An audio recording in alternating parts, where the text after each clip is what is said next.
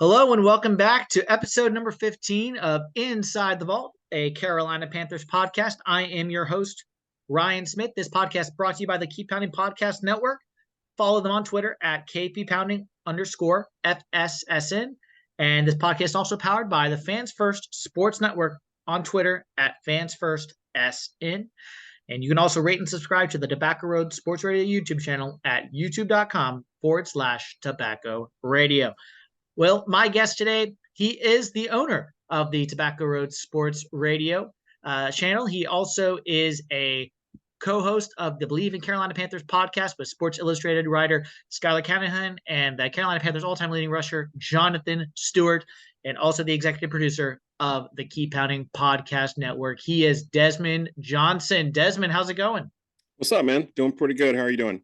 I'm doing well. It's good to have you on finally. It's been a little bit trying to get you on here, but we're both busy, but glad to finally get you on, talk about the Panthers during the bye week, our 0-6 Panthers.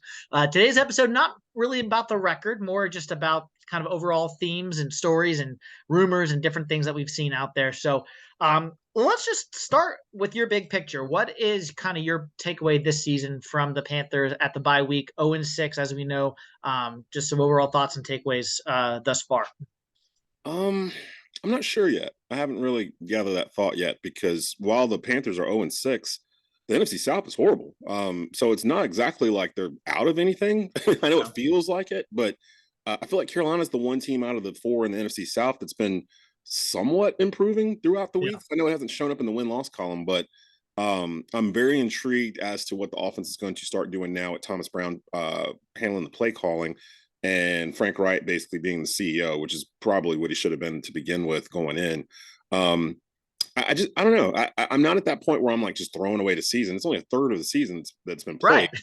Yeah. And 7 teams get into the playoffs. I'm not saying this is a playoff team by any means, but you got to take into account they have 9 players on IR. They have 5 defensive starters on IR right now. Like there's a lot of stuff going on that caused this 0-6 start. 4 of the 6 games they played were on the road, and 2 of those 4 were at Miami, at Detroit. Like everyone's calm down.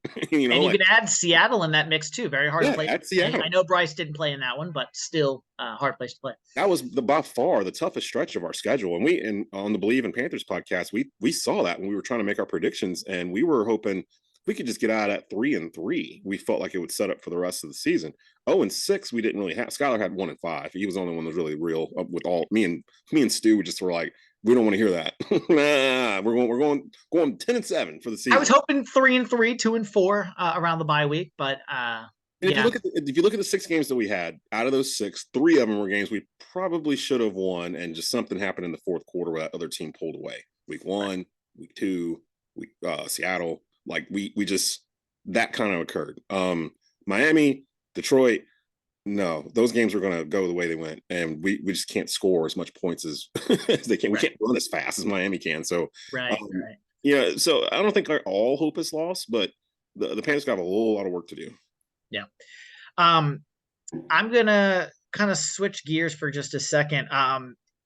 There's been a lot of chatter as the trade deadline is about 10 days away, October 31st, Halloween. We've seen guys like Dante Jackson, Jeremy Chin, Terrence Marshall Jr., and obviously Brian Burns' names come up here in the trade market. Best you can tell, do you think we're sellers? Some people still believe we're buyers? There's those. I know ESPN's Josina Henderson has a report out there about maybe still being interested in a receiver potentially. I've seen Hunter Renfro's name out there from the Raiders, someone who could be a cheaper option for us. Talk about your rumors you're hearing from the trade deadline, Panthers players that we might be selling off or might be able to trade. What have you heard on that front? Well, the first name that was popping up in my mind, and I've been mentioning it on Twitter the past couple of weeks, was Jeremy Chin. And it's not because I don't like Jeremy Chin. I actually really like Jeremy Chin, but apparently Ejiro does not. He's only playing like 30% of the snaps for some reason. We can't figure it out. Even with the injuries, he's still not getting on the field. So if that's the case, go ahead and trade him and get a third or whatever for him. But now with his quad injury, it devalues whatever you could have got for him. And I was thinking about this the other day too. Think about all the lower leg injuries that the Panthers defense has had right now, and offense too. There's a lot of hamstrings, quads, JC out with the hamstring early. Yep. It's something, I don't know what's going on with that, but one or two is, that's kind of fluky. But you got 6 or 7 guys that are injured or banged up on IR or missing games right now because of whatever is going on. I don't know if it's at practice. I don't know if it's the field conditions, or I know we have turf at Bank of America, but we only play there twice. So I mean, I don't know, something weird's going on with that. But by by any means imaginable, you have to keep Brian Burns. I keep seeing this logic online about we need to trade Brian Burns because all the fans are all fixated on we don't have a first round pick. That's really all they're caring about right now. Oh, well, we don't even have a first round pick, so we can't even tank right. Like this kind of stuff. First of all, NFL players don't tank. It's impossible for an NFL team to tank. There's 53 players on that active roster. And for them to put tape out intentionally of them playing bad is bad for them and their career and their families. So why would they play bad on purpose just to go draft one kid that's supposed to save them all when they might not even be there next year? Yeah. NFL players don't tank. That just doesn't happen. Anytime that comes up with Jonathan Stewart, he just gets frustrated because it's like, we don't even know how to tank. Like the game is not the same as the NBA. You can't. They're not built that way. No. Yeah. So for those that are like, well, we might as well just blow up this season and start it all over, blah, blah, blah. You don't get top 3, top 5 defensive end pass rushers every year in the draft. And we have one, and Brian Burns, and he's 25. And you want to trade him off for a first so you can try to find another Brian Burns. What sense does that make? Pay him his money. You're going to have him in his prime the next 5 years once you sign him and build around him. Like, why are we even considering trading him when right now the fan base is arguing with each other about why we traded Christian McCaffrey, where half that fan base forgets they were in favor of it for 2 years, calling him injury prone, overpaid, yada, yada, yada, too small to run between the tackles. He leaves here, goes to a better situation, and now all of a sudden it's like, oh, upper management's horrible. They suck because they traded off our best player. You wanted him gone. And those are the same people that want Brian Burns gone. Don't listen to them. Keep your star players. So I don't think they should. I think they're buyers. I don't think they're sellers. Okay. Well, we'll have to see. Another name that I mentioned just now was Terrence Marshall Jr. And I love that guy personally, but I will admit he probably could use a change of scenery based on just he hasn't been able to get on the field, and then when he has, he had that 9 catch performance against the Vikings, I want to say, or maybe it was Seattle, one of those, and then he has nothing the last few weeks in dropped passes in the last game against Miami, I want to say. So he's someone who has all the potential in the world, 2nd round pick. He was here, let's be honest, probably because of Joe Brady, but and he's obviously long gone now. Right. But he's someone I think who has the tools to put it all together, but for whatever reason, just hasn't materialized on the field. Yeah, he literally is the one skill position player from 2019 LSU that hasn't blossomed in the NFL off of that record-breaking offense. He's another situation like Jeremy Chin where, okay, he's actually put in permission to seek a trade. That's different than us just shopping around and move stuff here and there. Yeah. I would actually go knock on Denver's door because they have a similar situation with Jerry Jeudy where if you can get an Alabama kid in here to play with Bryce, I know there's people that are commenting on Jerry Jeudy off the field and antics. Saw Steve Smith's video now. Yeah. What better way to get him situated than to bring him into the fold here and have Steve Smith with him to kind of keep him, get him right. Because Jerry is a top grade prospect. And I just feel, I'm sorry, my chihuahua was going crazy about something. But I just feel like they could do something like Terrence Marshall Jr. and a third to Detroit for Jerry Jeudy and a fifth. You mean Denver, but yes, I know. Or Denver, yeah. Sorry, I said Detroit. Yeah, but to them. And that would satisfy both parties, I think. Because I think Denver just wants to get rid of Jerry Jeudy at this point and would take whatever. They can get a former second round pick back the other way from LSU. I think they would jump on that. So I would look at something like that maybe. And then you'd have a receiving core of Thielen, Mingo, Jeudy. That looks a little better on paper than what they currently have. Yeah, and then Chark is obviously on a 1-year deal. He's probably not going to be back in Carolina next year, just reading between the lines. Yeah. We'll see. Something that I've asked on every podcast that I'll ask you as well, depending on what you've seen on the Twitter streets or X if you prefer it. There's been some Brian Burns, extension potentially coming down the pike. I've not sourced this or anything. I just, from reading from Twitter, it looks like something might be happening. What do you think?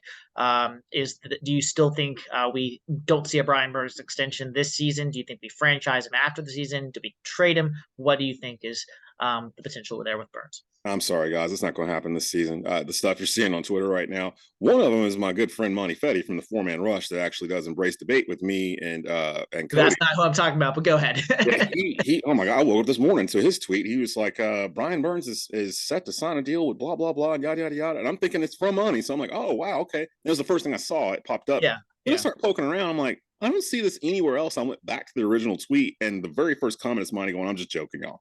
And I'm like, Yeah. oh man, come on. So like there's another one that's floating out right now with one that's unverified that's basically saying that it'll put Burns around 30 million guaranteed a year and all this other stuff. Yeah. Brian Burns himself told us he's not negotiating during the season. So I'm more willing to believe Brian Burns than anybody else on Twitter right now. Once the season started, Burns was like, negotiations are off until the end of the season. Because at that point, the leverage goes back to him.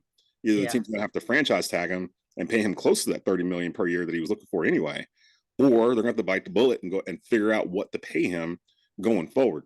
I don't even think you can use this year as a way to lessen the value of Brian Burns because of everything going on around on the roster. Like it's affecting his stats as well. If he has a healthy defense, Brian Burns isn't getting double teamed every play. Like there's Shaq Thompson is out there beside him. He's not getting double teamed every play. Like there's a different situation going on.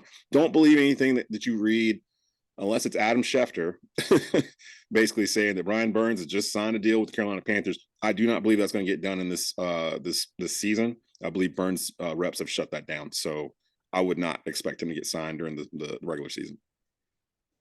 Well, I for one believe at the end of the day, if they did want to trade him, they missed their window last year with the whole 2 first-round picks from the Rams with Fitterer, and he said that wasn't going to happen. That we want him around here. So, so why would they change now? Like there's no. It would look desperate, and it would look a lot of things. But alas, who is someone you feel like has been a bright spot for the Panthers in this 0-6 start so far? I mean, it's easy to say Adam Thielen, and a lot of people are probably saying that. And you look at, he's kind of defied father time in a little bit. He's had leads the lead in a lot of categories and has really been Bryce's most dependable target when, at least in the preseason, it seemed like that role was going to go to DJ Shark, but it has not materialized that way. I'm going to go with Chuba Hubbard, who should, when we come out of this bye, he should be running back number 1. I know they paid Miles Sanders $25 million or whatever it was that he ended up getting. He's going to get his money. It's guaranteed. There's some guaranteed He's money. going to get his money. So it doesn't matter if he plays or doesn't play. Like that money is gone pretty much. So how about we run the ball and let's let Chuba run it. He just runs with more purpose. He runs harder. He hits the hole. He's not hesitant to hit the hole. And you can tell he's grown from his rookie year here. He's homegrown. We drafted him. So I would rather him start and let Miles be like the third down back, the guy that comes out the backfield to catch screens and checkdowns and things of that sort, which he was better than Chuba anyway, which is why he's here. So you can still use Miles. And I'll get a chance to ask Stu this upcoming week, what's it like to play in a dual running back system? Because if anybody in the world knows what it's like to play in a dual running back system, it's Jonathan Stewart. So if there's something I want to ask him, what do they need to do to make both backs happy with the touches they're getting? Because it's not necessarily carries. It's more touches, catches, and carries. So I think Chuba needs to be the running back number 1 starting out. Their offensive line's starting to slowly get healthier. Austin Corbett may be back here for this next game, maybe the game after, but from what I'm seeing, he's getting closer. Everything else has pretty much stayed the same on that line through the season, and they've slowly started getting a little bit better. I haven't heard the Ike Ekwonu talk anymore like we were in the preseason about him just letting guys run by him and stuff to that nature. They are still banged up. Chandler Zalala with the neck injury a couple weeks ago. Brady Christensen out for the year. But this bye week came, I thought it was too early when I first saw the schedule, but it came at the perfect time for the Panthers because they're so banged up that they needed these 2 weeks to kind of step back and just see what they have. Yeah. Well, I, for one, think once you get Corbett back on the O-line, that's going to create some continuity there. You're not going to have – Bozeman's got a guy like Throckmorton who's got limited starter experience on one side, and the other side, Zavala or Cade Mays. And, it's been kind of a rotating door with Bozeman having to do multiple roles and kind of keep those guys upright. And so, I think Corbett is going to be able to provide some continuity to the line. And really a guy that I really like personally, this is just an aside, is Cade Mays. I know he struggled a little bit in that first start, but last year he came in a lot as the sixth O lineman on the jumbo RB packages. He has some experience as a second year player. He's someone I can see. I don't want to throw the name out there because it was kind of a good story that happened 7 years ago, but an Andrew Norwell type who just comes in and gets some experience and then plugs himself into left guard, because Christensen is not the long-term starter. If you talk to some people, based on he could be that swing guard eventually, Christensen could be, because that's just a theory that I have, but I could be totally wrong. But I don't know. I think Christian kind of cemented his spot at left guard over the end of last year and into the beginning of this year. I think we were pretty comfortable keeping him there. I know a lot of people were saying to put him at left tackle when Icky was having issues because he was the highest graded left tackle coming out of college 2 years ago. But I was kind of fine with the line where it was right there. I was just kind of waiting on Corbett to get back. But Throckmorton's done well. Don't really hear his name called a lot during the game, which is what you want from an offensive lineman. If you're not hearing their names being called, then they're doing their jobs. And the past 2 weeks, we've kind of gotten that. But well, Christian doesn't matter anyway because he's out on IR for the rest of the season.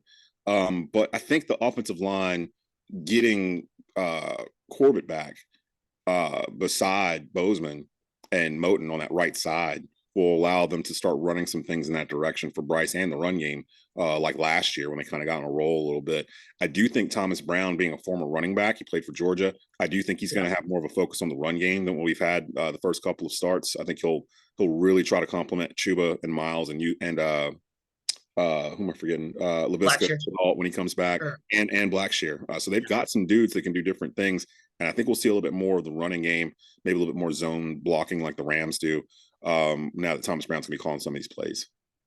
And we did see it in the Detroit game and a little bit in the Miami game not the Miami game, in the Detroit game with Miles Sanders kind of doing some of the stuff he did in Philly at times. And I've been saying that's the stuff that Sanders is good at. He's not a north and south runner. They need to get him into those swing passes, those screens.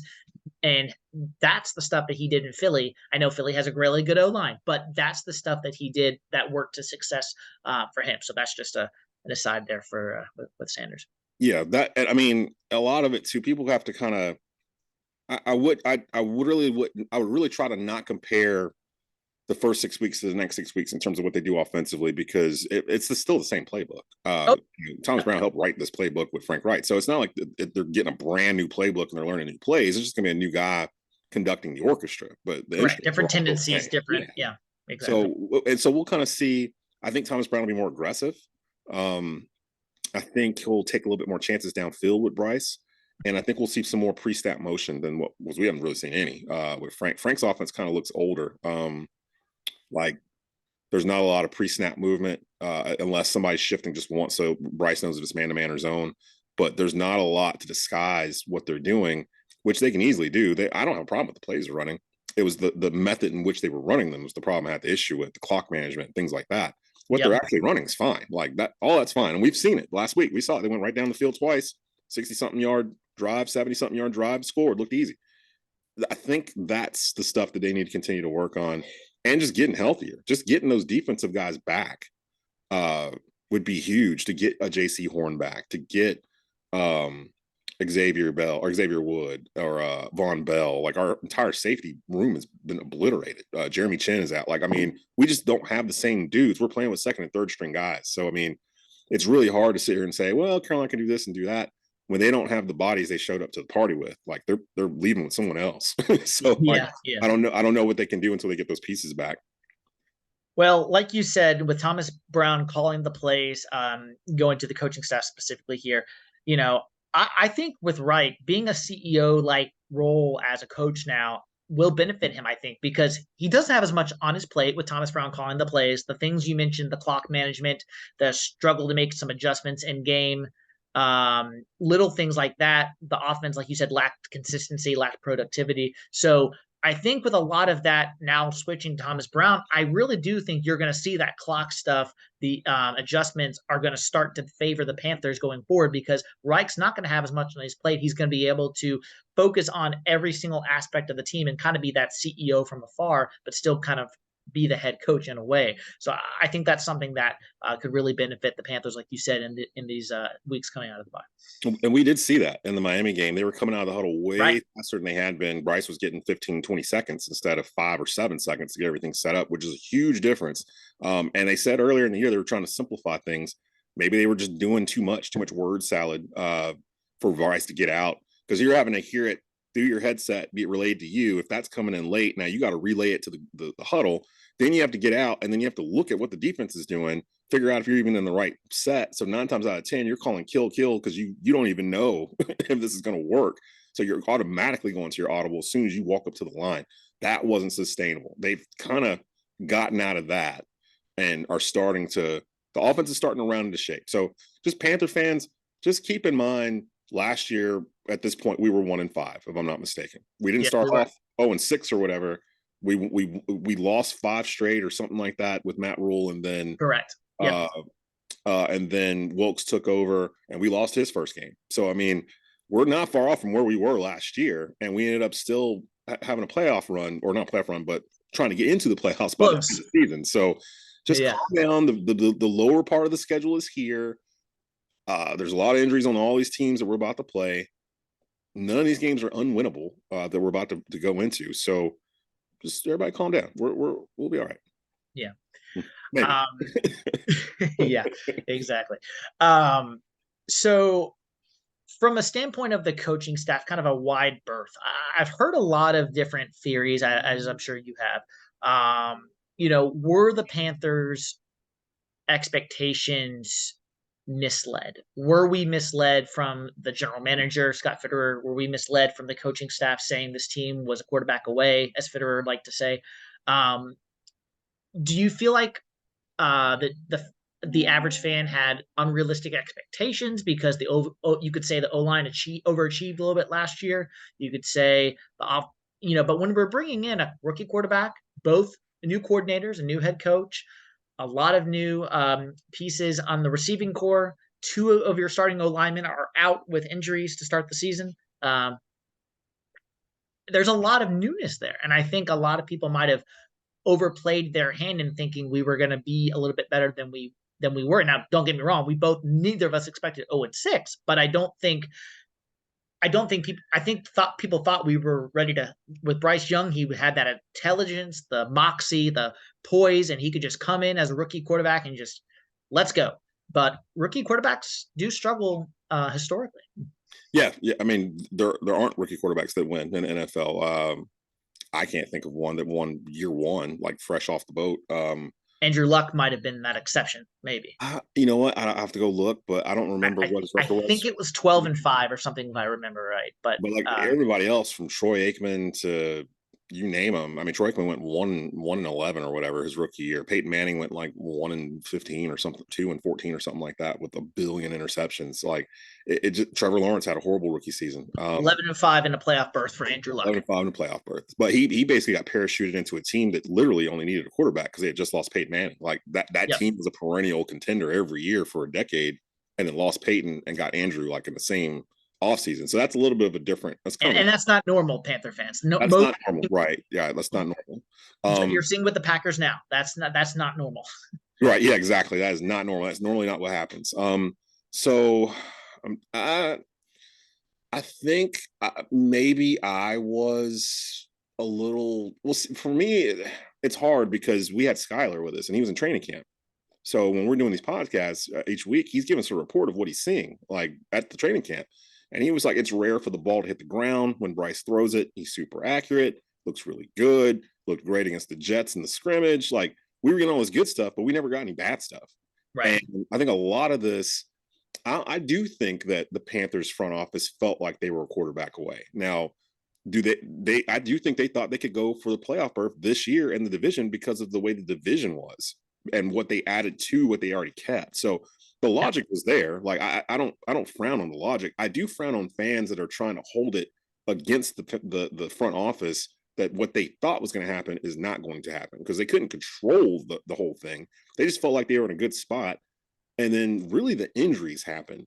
These injuries are really more a reason why we're 0-6 than anything else. The play calling or any of that stuff. And the schedule. Like the schedule, who we've played, where we've played at, and the injuries have more to do with us going 0-6 than anything Frank Wright has called on Sunday afternoons in the playbook, or anything Bryce Young has done in terms of being a rookie and having to make decisions in split seconds or whatnot. So while I think they were riding off the wave of the end of last year, knowing that a lot of that talent was going to be retained, Yep. knowing they moved up to number one so they could pick a quarterback, which had been the bane of this franchise's existence for the past 4 years. And the reason why we couldn't do anything is we could never get our quarterback right.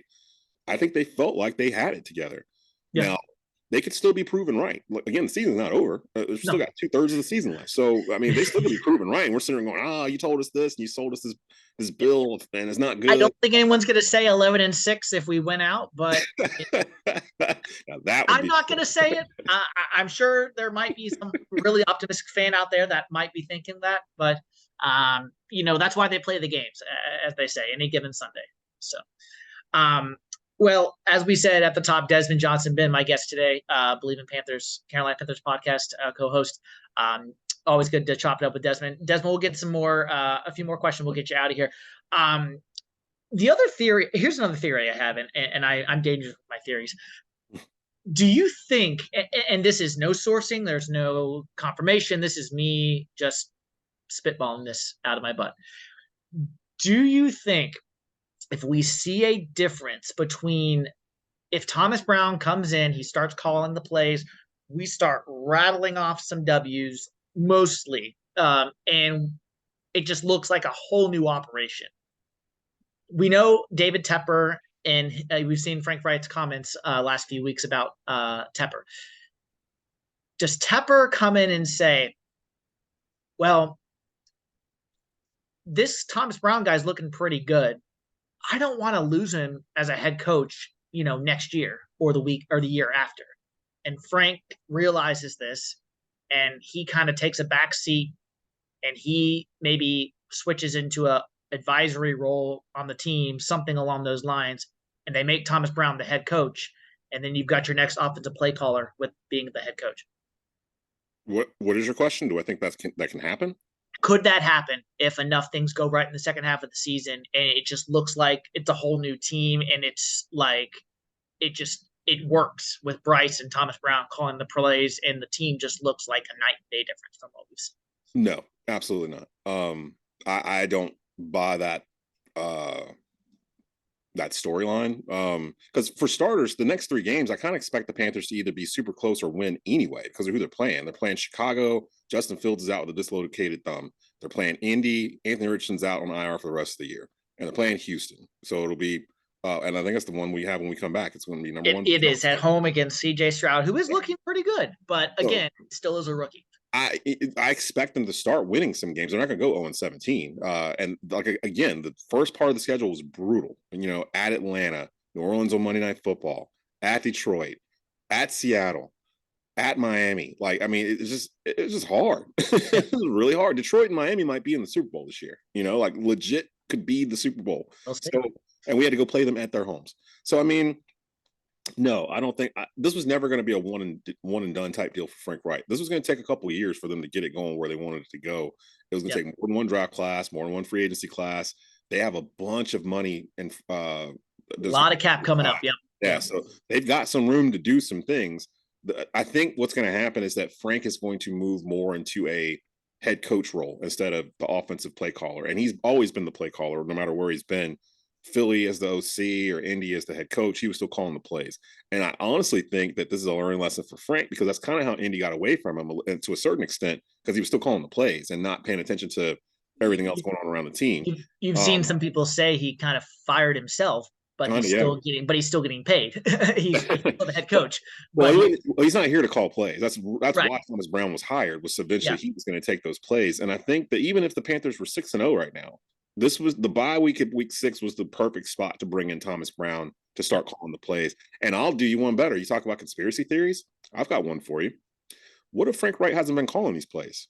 What if it's been Thomas Brown calling these plays since the beginning of the year, but they didn't want to get the scrutiny on Thomas Brown being a rookie play caller, so they just said Frank Wright was doing it. And I say that with this. How many times have you seen Frank Wright with a play sheet on the sideline calling in a play? Yeah, that's a good theory.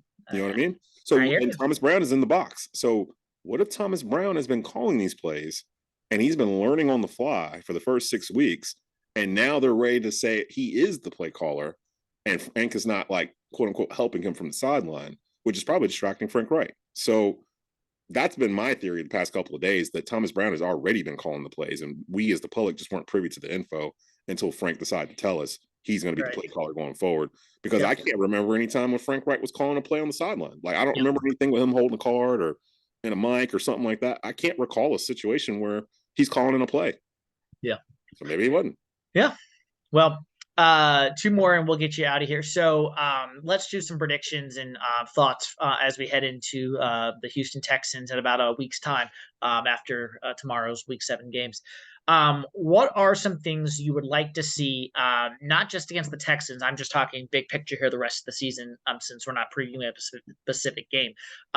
Give me three things you want to see out of the Panthers kind of into the rest of the season that's going to create some positive momentum and some good joy for this fan base who is very much seeking a win. Okay, so three things. Real quick, more a heavy dose of the run game. Your Yeah. offensive line has shown that they are better when they are running the ball as opposed to having to pass protect, because that's why you kept them. So let's lean into that. I know we don't have Deonta Foreman anymore, but Chuba Hubbard's going to have to get some Deonta juice and take that role over basically. Sure. So I need 20, 25 carries a game. The goal needs to be 100, 120 yards rushing every single game. And that'll affect time of possession, where it'll push it towards our side, which is how we were winning games last year. We need to kind of get towards what we were doing last year, but with Bryce at quarterback, it opens up what we can do in the passing game. I'd like to see, for number two, a second wide receiver emerge as a target for Bryce besides Adam Thielen, because I don't know how sustainable that is. Adam Thielen's 33 or He's 33. Yeah. 33. So I don't know if he can go another 11 games at this pace, because he's on pace to catch over 100 catches for the season. Yeah. And then the third one, things I'd like to see our defense get back on the field. I'd like to see them get healthy. I'd like to see JC Horn make it through the rest of the season without getting hurt again. Because if he gets hurt again, now we really got to have this conversation about what do we do with JC Horn? Because if you can't stay on the field, I don't care how good he might be. It's all might. Like, it doesn't help you in the NFL. And if we can get something for him, trade him off, I hate it, because I feel like when he's on the field, he's a really good cornerback, but he just can't stay on the field, and it's through no fault of his own. It's just been bad luck and like muscle injuries, not bone breaks or anything. But yeah, and he's got to be willing to see. He wants to be able to come back and show that he can play, because this May is the fifth-year option. The Panthers are going to see if they that option, will they pick that up. Right now, I don't know if you can do that if you're Carolina, based on how he's played right now. So that's why he wants to get up back on the field and show, hey, I'm an elite corner. I am really good when I'm on the field and healthy. Let me show you. So, we'll see what happens there with JC Horn. Well, like I said, Desmond, you've been so kind with your time. Good to have you on here on Inside the Vault. Last question for you. Let's get some predictions. I know you love to give those out. What is your best case scenario, being realistic at the same time? What is your record for the rest of the season? And so what's your new revised record for the Panthers when it's all said and done? I'll even give you mine. I'll say they should play 500 ball. I think they'll go like 5-6 the rest of the way. So that put them at 5-12. 5-12, at the end of the year, which, considering what they went through the beginning of the year and new regime and everything, rookie quarterback, that's kind of on pace for where you want to be going into the next year. Now, the next year would be where you expect, because that's been rewritten with Joe Burrow and others with year two. So then you can kind of get into that. But right now, maybe 500 or so, 5-6. So it'd be 5-12 at the end of the year. I'll say 7-10. I think there's a lot more winnable games down the stretch. You got Tennessee in there. You've got Green Bay, who's not looked very good. Jacksonville's very inconsistent. Heck, Dallas had that stinker against Arizona. I know it's Dallas, but so there's in the division, everybody again. So a lot of winnable games down the stretch. I'm going to say 7-10. Well, we'll see what happens, Desmond. Like I said, this has been great to have you on. And as I said at the top, it has been Desmond Johnson, Bleav in Carolina Panthers co-host and owner of Tobacco Road Sports Radio, has been my guest today. And Desmond, anything else you'd like to plug before we let you go? Oh, I'm on too much stuff already. I'm trying to think. Franchise Players is every Friday at 5 p.m. on you can catch it. All the stuff you can catch on the Tobacco Road YouTube channel. Actually, do me a favor, go there and hit like. You can catch all of these episodes from the Keep Pounding Podcast Network. It has its own playlist there, as well as other sports talk shows, events. We're the home for North Carolina A&T Athletics. We're the home for Charlotte Hornets here in the Triad. So we get a lot of exclusives and things of that sort from players and coaches and whatnot that you can't get from any place else. Go and subscribe. I think we're 20 people away from hitting 1,000 for our subscriber list there. It's tobaccoroadsportsradio.com tobaccoroadsportsradio.com/at. Oh, wait, no, I did it wrong again. YouTube.com/at Tobacco Road Sports Radio. There we go. All right. Well, you heard him, and rate, review, and subscribe wherever you get your podcast. And that will wrap up this edition of Inside the Vault, episode number 15 here at Carolina Panthers Podcast. I'm your host, Ryan Smith. We will see you next time.